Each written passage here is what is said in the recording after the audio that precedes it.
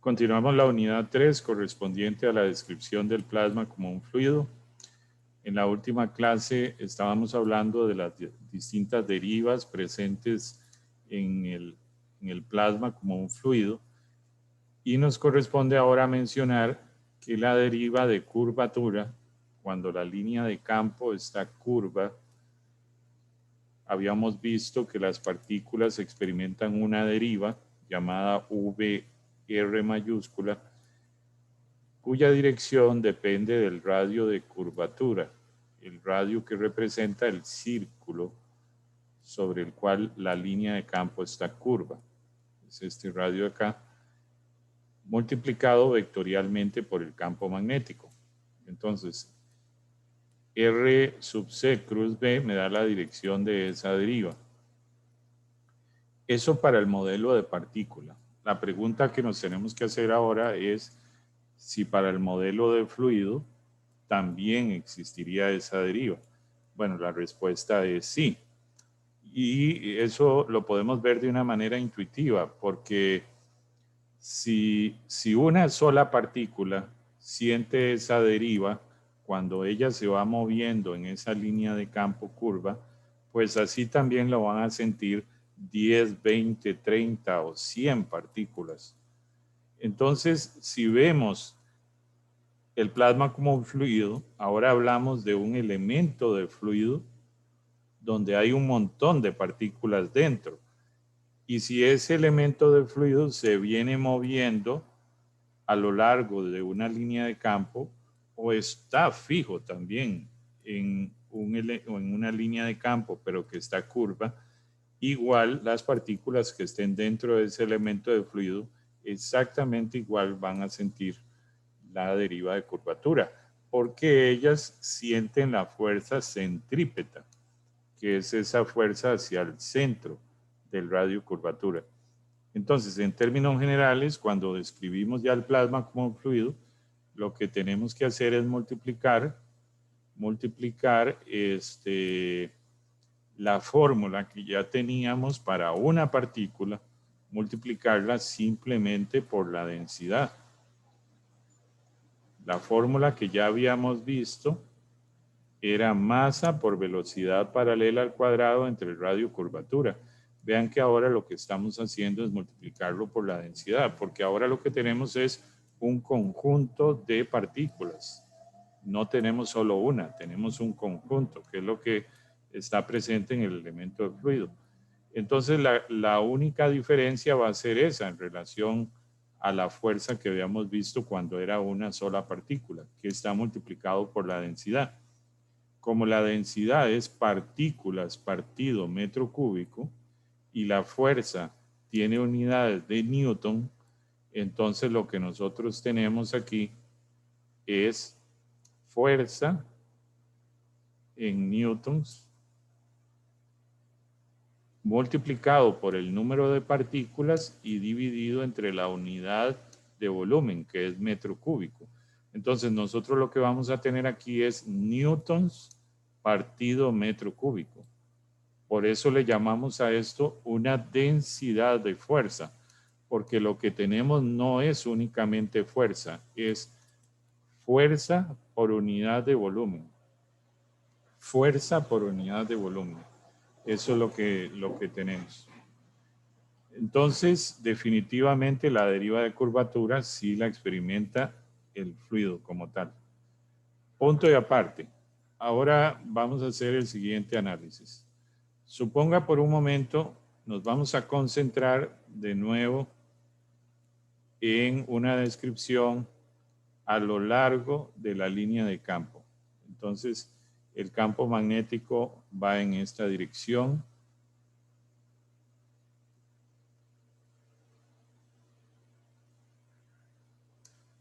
Y la partícula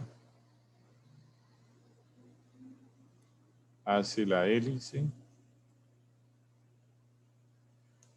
Entonces llamamos a esta dirección la dirección paralela. Nos vamos a concentrar en esa dirección paralela. Concentrados entonces, por ejemplo, en la velocidad paralela, porque tenemos la velocidad paralela y tenemos la velocidad perpendicular.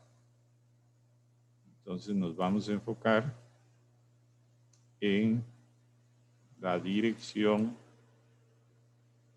paralela. En ese desplazamiento a lo largo de la línea de campo, vamos a estar concentrados solo ahí. Entonces, si yo tomo la ecuación de movimiento del fluido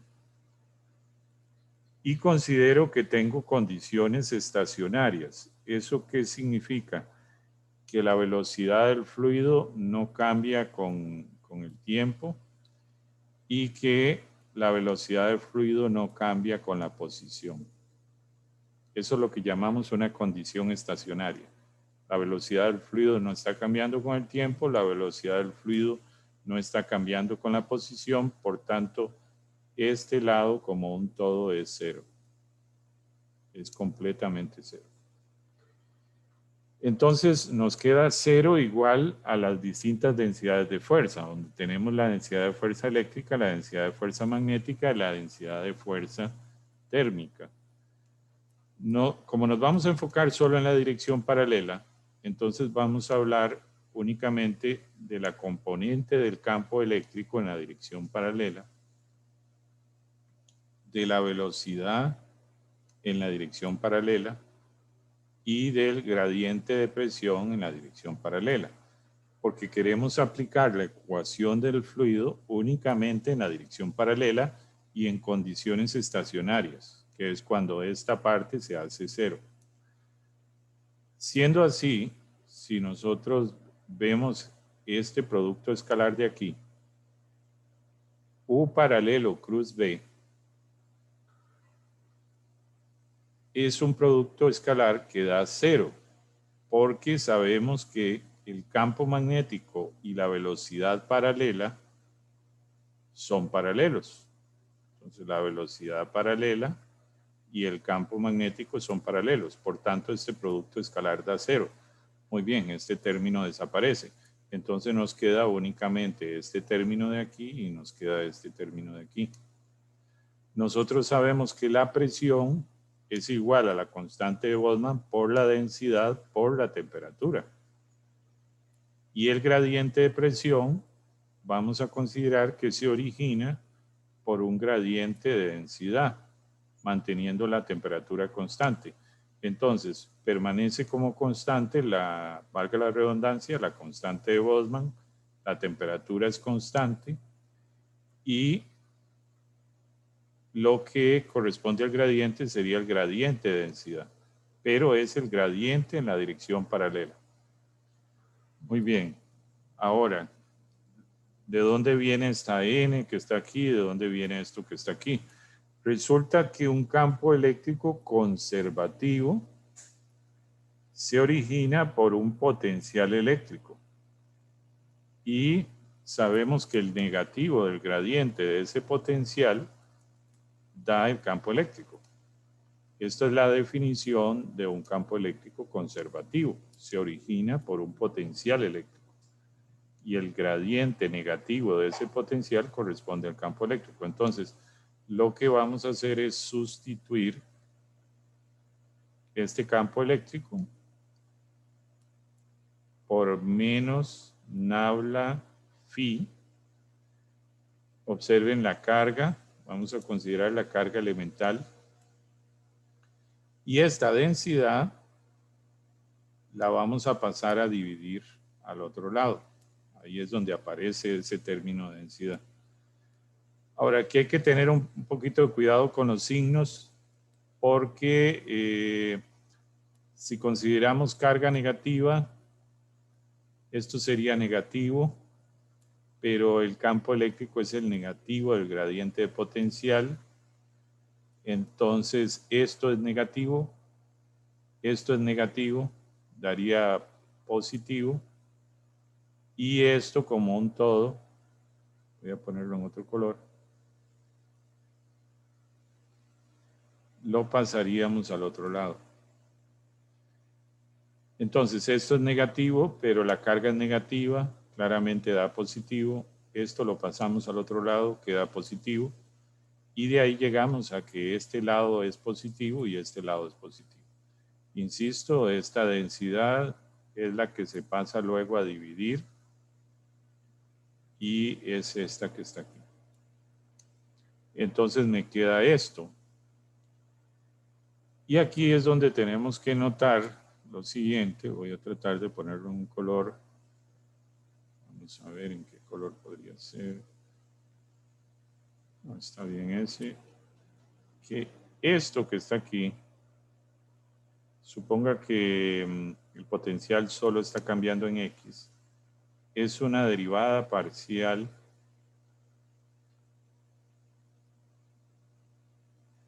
del potencial respecto a X. Y esto que está aquí es una derivada de la densidad respecto a X. Por lo tanto, yo podría integrar a este lado y podría integrar a este otro lado respecto a X, quedándome entonces aquí la carga, que es una constante, por el potencial paralelo, y observen que aquí sería la derivada de la densidad respecto a X partido por la densidad. Esto cuando yo lo integro es la derivada partido por la derivada de densidad partido por la densidad. Y eso integrado sería el logaritmo de la densidad más una constante. Bueno, les queda como ejercicio que si usted quiere despejar la densidad, una vez que llegamos aquí, el siguiente ejercicio sería despejar la densidad. Cuando uno despeja la densidad, lo que obtiene es esta fórmula que está aquí. Observen que aquí tengo carga por potencial paralelo, por aquí tengo constante de Boltzmann temperatura, aquí quedan, y esto que ustedes ven aquí expresado como EXP es la función exponencial.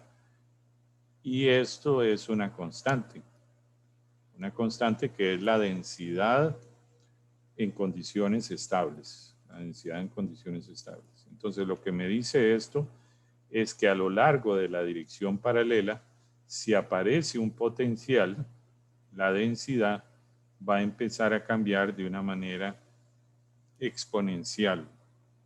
Si hay un potencial, la densidad va a cambiar de una manera exponencial.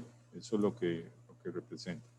Vamos a seguir insistiendo en esto para que quede más claro. Lo que estamos diciendo en la anterior representación es que en esta zona, aquí hay una alta densidad de partículas. El dibujo trata de representarlo, pero imagínense que aquí hay una aglomeración de cargas positivas y negativas. Cuando yo me voy en esta dirección, la densidad de cargas positivas y negativas decrece. Y cuando yo me voy en esta dirección, la densidad de cargas positivas y negativas decrece. ¿Cómo decrece?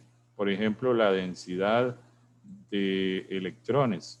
Bueno, decrece siguiendo esta relación, que es la que acabamos de ver en la diapositiva anterior, donde esta densidad, llamada densidad en el infinito, es la densidad que yo voy a medir muy lejos de esta zona. Muy lejos de esta zona yo encontraré la densidad en el infinito, cuando me alejo mucho. Aquí claramente hay una aglomeración. Si vemos la gráfica de potencial, si yo me vengo por aquí midiendo el potencial eléctrico y empiezo a medir el potencial eléctrico, voy a ver que aquí mi medida de potencial, conforme me acerco, voy a poner esto en otro color, conforme me acerco a este centro, cuando yo vengo desplazándome aquí, empiezo a medir potencial eléctrico. eléctrico, y el potencial eléctrico, cada vez que me acerco a la línea imaginaria roja, empieza a crecer más y más y más y más. De igual manera, si yo me vengo por el otro lado, empezaría a medir el potencial eléctrico y empieza a crecer más y más y más y más y más. Entonces observen cómo aquí el potencial eléctrico es mayor. ¿Por qué? Porque hay más acumulación de carga. Entonces observen que el potencial cambia de una manera exponencial. Y como el potencial está en esta fórmula y va cambiando, es de esperar que si el potencial cambia de una manera exponencial, la densidad también cambie de una manera exponencial. Es decir, si nosotros aquí, voy a tratar de representarlo, así como hicimos una gráfica de potencial, hiciéramos una gráfica de densidad, pues también vamos a ver cómo la densidad empieza a crecer conforme nos acercamos aquí, que es donde hay más cargas. Sea que yo me acerque por este lado o sea que yo me acerque por este otro lado, la densidad va a crecer mucho más. Y va a variar de una manera exponencial, por eso aquí la función exponencial. Va a variar tanto la densidad de electrones como la densidad de iones. Vean que la densidad de iones también sigue esa relación exponencial, cambiando con el potencial eléctrico. Y vean que cambia con la temperatura de las especies, sean electrones o iones. Muy bien, ahora vamos a hacer el siguiente análisis. Presten mucha atención a esto. Si aquí hay muchas más partículas, aquí en esta división, porque claramente la densidad crece hacia acá, la presión de electrones va a ser mayor en esta dirección. O sea, si yo me voy moviendo hacia la línea roja, la presión que ejercen los electrones va a ser mayor. Aquí va a haber mucho más presión que aquí. Por lo tanto, el gradiente de presión de los electrones va a ser mayor en esta dirección. Si me voy al otro lado,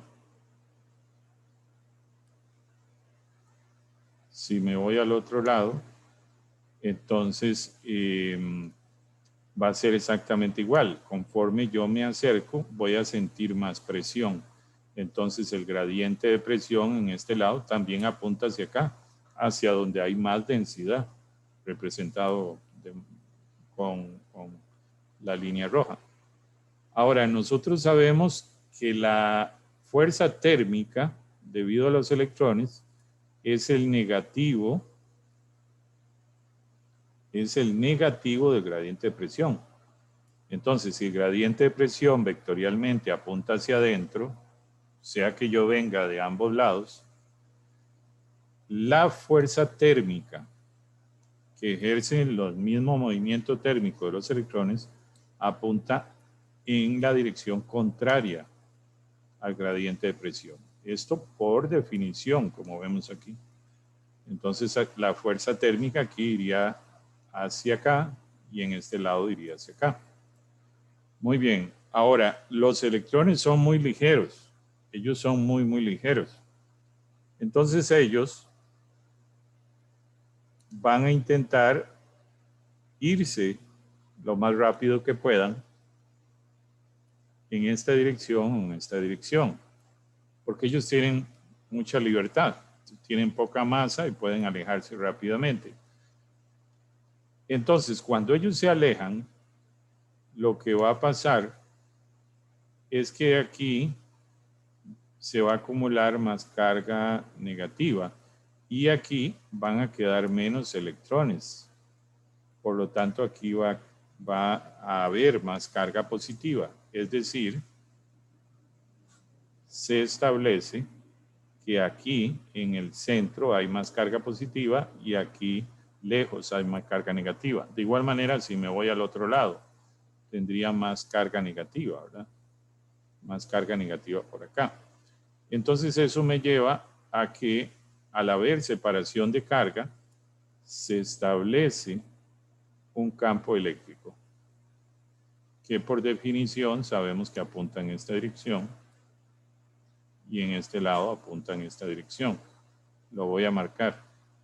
Entonces, aquí estaría un campo eléctrico.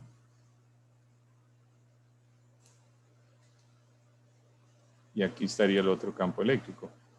Ahora, si nos enfocamos en la fuerza eléctrica que sienten los electrones, ¿por qué los electrones sienten fuerza eléctrica? Porque, claro, ellos salen huyendo, pero la fuerza de Coulomb entre las cargas negativas y positivas está presente. Y para decirlo de una manera simple, los iones ven dónde los electrones se van, pero inmediatamente ejercen la fuerza de Coulomb atrayéndolos. Entonces, los iones atraen a los electrones. Por lo tanto, los electrones sienten una fuerza eléctrica. Y esa fuerza eléctrica es carga por el campo eléctrico que hay ahí.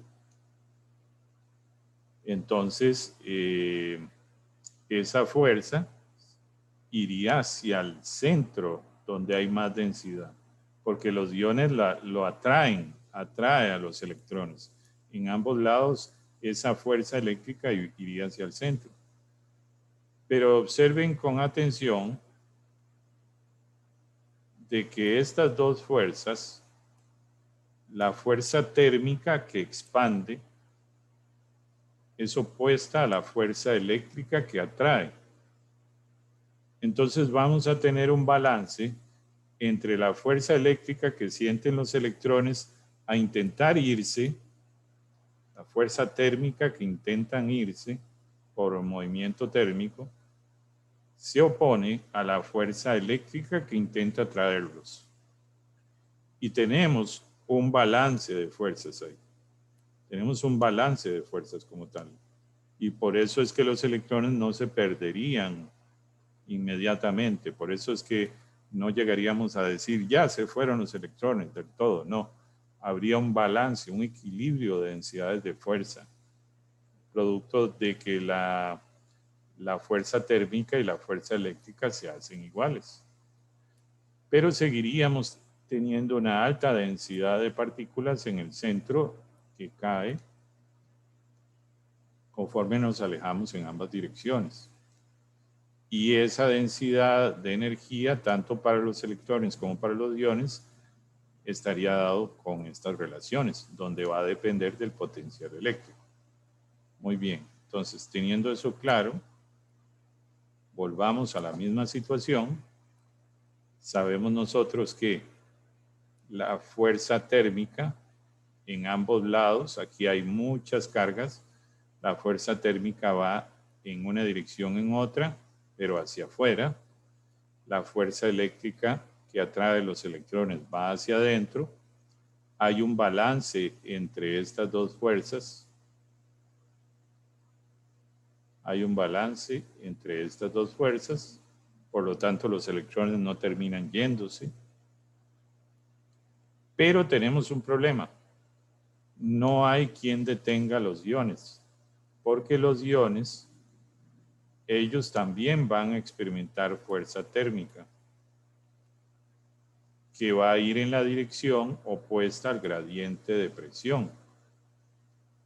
Y aquí, si vemos el gradiente de presión de iones, iría para acá, porque siempre va donde los iones sientan más presión. Pero el gradiente negativo de presión iría para acá, iría para acá. Entonces los iones, claro, son más másicos, se mueven más lento, pero ellos aún así se moverían, aunque se muevan lento. Y van a intentar también irse por la densidad de fuerza térmica, alejarse de esa zona de alta densidad. Pero los iones, por decirlo así, si ellos se mueven con los electrones. Se mueven en pareja, ¿verdad? El electrón quiso irse, pero se mantiene atado por la fuerza de Coulomb con los iones. Entonces, si el ion, que es el que está atando el vínculo con el electrón, se mueve, se van a mover en conjunto. Entonces, va a haber difusión de iones y electrones en esta dirección y en la otra dirección. Porque el gradiente de presión iónica sí no lo estamos deteniendo. Estamos contrarrestando el gradiente de presión electrónica con la fuerza eléctrica sobre los electrones. Pero esta densidad de fuerza de presión iónica no la estamos contrastando. Y entonces sí, los iones se van a ir también y se van a llevar consigo los electrones. Ahora, si volvemos al tema de que los electrones se fueron, se alejaron, entonces hay una separación de carga. Observen que en color verde representa los electrones y en color rojo representa los iones. Como los verdes se fueron, aunque luego son atraídos y son vinculados, hay una separación de carga. De tal manera que si viéramos con un acercamiento y visualizamos estas curvas que ven aquí en color rojo representando los iones, verde representando los electrones, vemos esto como densidad o también lo podemos ver como potencial. Vamos a ver si hacemos un zoom aquí que la densidad correspondiente a iones y la densidad correspondiente a electrones tienen una ligera diferencia. Hay una ligera diferencia entre las densidades. Entonces observen que si la resta de esas dos densidades no se hace cero, existe una densidad de carga. Cuando hay una separación de carga, aparece una densidad de carga. Claro, esa densidad de carga, de acuerdo a Gauss, me dice que si hay una densidad de carga es porque hay un campo eléctrico. Entonces, el hecho de que esté esa densidad de carga lleva a que esté un campo eléctrico, que es el campo eléctrico que ya hablamos aquí. El campo eléctrico que da origen a la fuerza eléctrica que atrae a los electrones. Entonces vean que esto es una situación que se da muy a menudo en el plasma, de que tengamos una ligera separación de carga. Esa separación de carga rápidamente se puede llegar a cancelar y podríamos tener una densidad de carga cero y por tanto tener un campo eléctrico cero, sí. Pero en algunos instantes puede ser que haya separación, aunque sea por un tiempo muy corto. Y entonces ahí tenemos una densidad de carga y por tanto tenemos un campo eléctrico durante un tiempo muy corto en el plasma, porque hubo una separación. Entonces, muchas veces conviene analizar el plasma cuando se dan movimientos lentos. ¿Por qué? Porque un movimiento lento implica que el fenómeno que se va a dar en el plasma se va a dar en tiempos largos. Movimiento lento, tiempos largos. Y cuando los tiempos son largos en el plasma, le da tiempo al plasma de cancelar campos eléctricos. Entonces, por eso podemos decir que en movimientos lentos, el campo eléctrico o la densidad de carga se va a hacer cero y por tanto el campo eléctrico se va a hacer cero. Entonces eso nos lleva a lo siguiente. Volvemos a la ley de Gauss, que está aquí, en forma diferencial. Nabla.E igual a densidad de carga partido de epsilon sub 0. El análisis que hicimos ahora nos decía que Nabla.E es diferente de cero, porque había una ligera separación en las cargas, que la estamos viendo aquí en este zoom. Vemos una ligera separación en las densidades de las cargas. Entonces no hay una neutralidad absoluta. Entonces Nabla.E tiene que ser diferente de cero porque hay densidad de carga. Resulta, cuando los movimientos son lentos, como decía, y aquí lo marco, ¿Qué significa movimientos lentos? Significa movimientos en frecuencias bajas. Recordemos que en el plasma se da mucho movimiento armónico, ¿verdad? Entonces son frecuencias muy bajas, muy bajas. Implica tiempos muy grandes. Los movimientos se dan en tiempos muy grandes. Entonces, cuando los movimientos se dan en tiempos muy grandes, yo puedo asumir,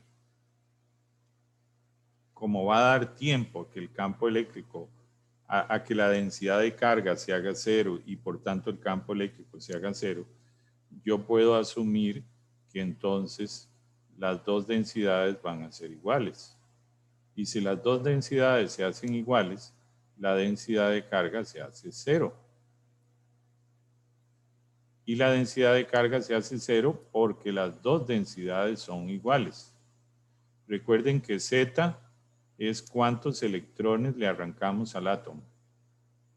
Z es cuántos electrones le arrancamos al átomo.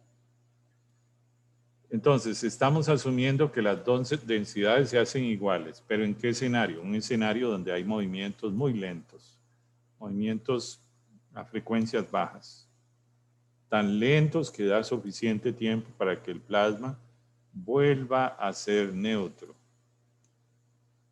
Pero eso no implica que en ese tiempo largo haya aparecido un campo eléctrico, haya aparecido una densidad de carga. No implica que en algún instante en ese tiempo largo existiera al menos un momento donde hubiera densidad de carga, donde hubiera campo eléctrico. Por lo tanto, lo que se llama la aproximación del plasma asume lo siguiente. Aquí es donde explota un poco la cabeza. Asume que la ley de Gauss no se hace cero, pero las dos densidades se hacen iguales. Entonces, insisto, lo que estamos asumiendo es que como los tiempos de los movimientos son muy largos, yo sé que en ese tiempo largo las cargas se van a reorganizar y otra vez las densidades van a ser iguales. Pero no debemos de asumir que en ningún instante en ese tiempo largo no hubo densidad de carga. Sí, pudo haber existido densidad de carga y pudo haber existido campo eléctrico. Por eso es que no hacemos igual a cero esto, aunque estemos considerando que las dos densidades se hagan iguales. Porque sabemos que las dos densidades se van a hacer iguales en el tiempo largo. Muy bien, entonces la aproximación del plasma básicamente es asuma que las dos densidades son exactamente iguales, pero que la ley de Gauss no se hace cero. Asuma que las dos densidades son iguales, pero que la ley de Gauss no se hace cero. ¿Por qué? Porque estoy considerando movimientos con tiempos muy largos o con frecuencias muy bajas. Bueno, entonces, cuando tenemos situaciones como esta, es conveniente encontrar el campo eléctrico no utilizando la ley de Gauss, porque claramente observen que de aquí yo podría encontrar el campo eléctrico. Si a mí me dicen cuánto es o yo averiguo cuánto es la densidad de carga, yo podría, sabiendo la densidad de carga, encontrar el campo eléctrico. Lo que se acostumbra en física de plasmas para encontrar el campo eléctrico en movimientos lentos es no utilizar la ley de Gauss, sino utilizar la ecuación de movimiento de fluido. Porque observen ustedes que aquí está el campo eléctrico. Entonces yo puedo, resolviendo esta ecuación, encontrar el campo eléctrico.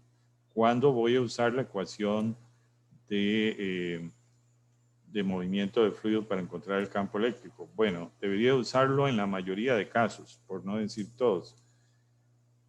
pero al menos y principalmente en los que ocupan mucho tiempo, en que el movimiento se da en un tiempo largo o que el movimiento se da en frecuencias bajas. Por ejemplo, y aquí voy a recordar algo, cuando vimos la frecuencia del plasma, ustedes se acordarán que teníamos los iones y luego teníamos los electrones. Y lo que dijimos fue que los electrones hacen un movimiento de ir, venir, ir, venir, ir, venir. Pero lo hacen con una frecuencia muy alta, muy alta, una frecuencia sumamente alta, que no corresponde con lo que estamos diciendo aquí. Aquí dijimos que esto es válido para frecuencias bajas. Entonces, cuando nosotros hicimos este análisis de movimiento, y les voy a dejar como ejercicio volverse al video correspondiente de la unidad 1, habrán visto ustedes y podrán corroborar que encontramos el campo eléctrico que se establecía en ese movimiento rápido usando la ley de Gauss. Usando la ley de Gauss. La encontramos usando la ley de Gauss. No la encontramos, aunque hubiéramos sabido, usando la ecuación de movimiento del fluido. Lo usamos con la ley de Gauss. ¿Por qué? Porque ese movimiento armónico de la asociado a la frecuencia del plasma electrónico se hace a frecuencias muy altas. El movimiento es sumamente rápido, es un movimiento rapidísimo, es decir, frecuencias altas, tiempos muy cortos. Por lo tanto, en tiempos tan cortos, usted no puede asumir que la densidad de iones y de electrones es la misma. No puede asumirlo. Y entonces esto no lo puede tomar como válido. O sea, no puede tomar la aproximación del plasma como una base para su descripción. Y tiene que ir a calcular el campo eléctrico con la ley de Gauss. Y eso fue lo que hicimos en la unidad 1 cuando calculamos la frecuencia del plasma. ¿Para qué es tan importante y por qué es tan útil la aproximación del plasma? Que repito, básicamente es considere que ambas densidades son iguales, porque esto reduce incógnitas. Cuando usted llama a la densidad de iones N y llama a la densidad de electrones N, está reduciendo en una incógnita. Ya usted no tiene dos incógnitas, que es N y N, ahora solo tiene una, que es N. Entonces ahí eso conviene y vamos a ver la conveniencia de eso a la hora de reducir incógnitas. Vamos a empezar a ir recopilando un conjunto de ecuaciones para describir el plasma no como un multifluido, sino ahora como un único fluido. Antes de ir a eso, si volvemos a la idea multifluido y volvemos a la ecuación de continuidad, recordarán ustedes este elemento de volumen, el fluido entra y sale. Observen aquí el cambio de densidad respecto al tiempo va a depender de cómo cambie el flujo respecto a la posición. El cambio de densidad respecto al tiempo es una función del cambio del flujo respecto a la posición.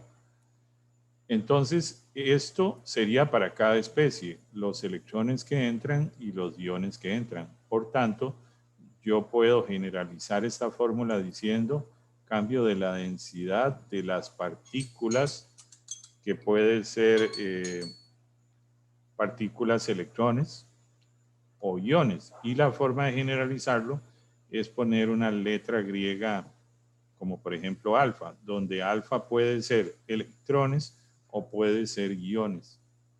Entonces eso me lleva, como ya hemos mencionado, que exista una ecuación de continuidad para los electrones y una ecuación de continuidad para los iones.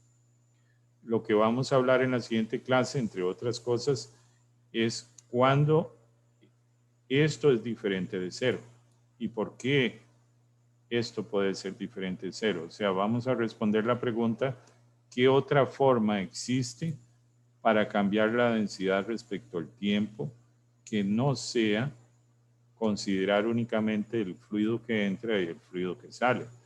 Porque la densidad dentro de esa caja podría cambiar no por el fluido que entra y el fluido que sale, no solo por eso, puede cambiar por otras razones, pero eso lo vamos a ver en la siguiente clase.